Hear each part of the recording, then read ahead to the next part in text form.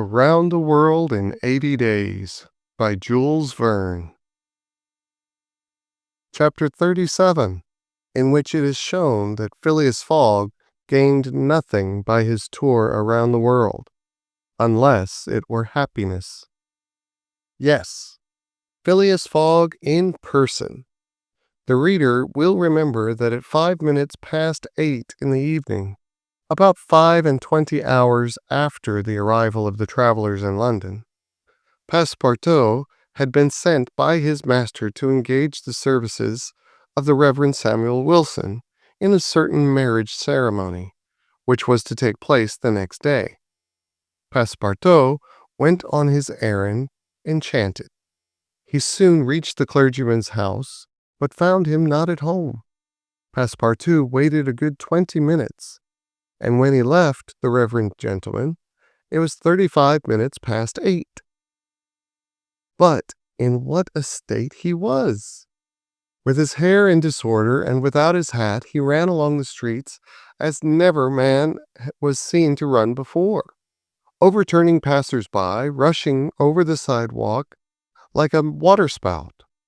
In 3 minutes he was in Savile Row again and staggered back into Mr. Fogg's room. He could not speak.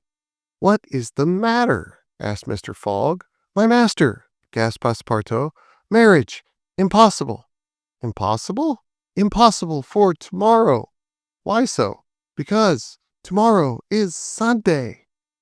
"Monday," replied Mr. Fogg. "No, today is Saturday." "Saturday? Impossible." "Yes, yes, yes," cried Passepartout. "You have made a mistake of 1 day. We arrived 24 hours ahead of time, but there are only 10 minutes left." Passepartout had seized his master by the collar and was dragging him along with irresistible force. Phileas Fogg, thus kidnapped, without having time to think, left his house, jumped into a cab, promised £100 to the cabman, and, having run over 2 dogs and overturned 5 carriages, reached the Reform Club. The clock indicated 9:15 when he appeared in the great saloon. Phileas Fogg had accomplished the journey around the world in 80 days. Phileas Fogg had won his wager of £20,000. How was it that a man so exact and fastidious could have made this error of a day? How came he to think that he had arrived in London on Saturday, the 21st day of December, when it was really Friday, the 20th, the 79th day only from his departure? The cause of the error is very simple. Phileas Fogg had, without suspecting it, gained 1 day on his journey, and this merely because he had traveled constantly eastward. He would, on the contrary, have lost a day had he gone in the opposite direction, that is, westward. In journeying eastward, he had gone towards the sun, and the days therefore diminished for him as many times 4 minutes as he crossed degrees in this direction.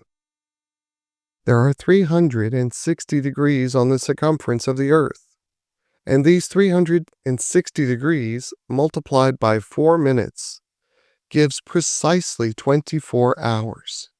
That is, the day unconsciously gained. In other words, while Phileas Fogg, going eastward, saw the sun pass the meridian 80 times, his friends in London only saw it pass the meridian 79 times. This is why they awaited him at the Reform Club on Saturday, and not Sunday, as Mr. Fogg thought. And Passepartout's famous family watch, which had always kept London time, would have betrayed this fact if it had marked the days as well as the hours and the minutes. Phileas Fogg, then, had won the £20,000, but as he had spent nearly 19,000 on the way, the pecuniary gain was small. His object was, however, to be victorious, and not to win money. He divided the £1,000 that remained between Passepartout and the unfortunate Fix, against whom he cherished no grudge.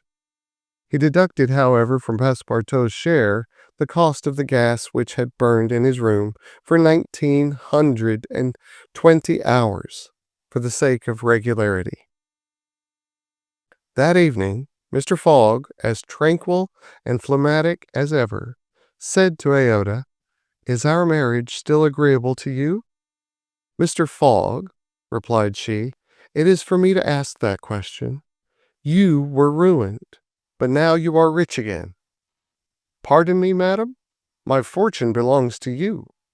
If you had not suggested our marriage, my servant would not have gone to the Reverend Samuel Wilson's. I should not have been apprised of my error, and—" "Dear Mr. Fogg," said the young woman. "Dear Aouda," replied Phileas Fogg. It need not be said that the marriage took place 48 hours after, and that Passepartout, glowing and dazzling, gave the bride away. Had he not saved her, and was he not entitled to this honor? The next day, as soon as it was light, Passepartout rapped vigorously at his master's door. Mr. Fogg opened it, and asked, "What's the matter, Passepartout?" "What is it, sir?" "Why, I've just this instant found out—" "What?" "That we might have made the tour of the world in only 78 days. "No doubt," returned Mr. Fogg, "by not crossing India. But if I had not crossed India, I should not have saved Aouda. She would not have been my wife, and—" Mr. Fogg quietly shut the door. Phileas Fogg had won his wager, and had made his journey around the world in 80 days. To do this, he had employed every means of convenience: steamers, railways, carriages, yachts, trading vessels, sledges, elephants. The eccentric gentleman had throughout displayed all his marvelous qualities of coolness and exactitude. But what then? What had he really gained by all this trouble? What had he brought back from this long and weary journey? Nothing, say you? Perhaps so, nothing, but a charming woman, who, strange as it may appear, made him the happiest of men.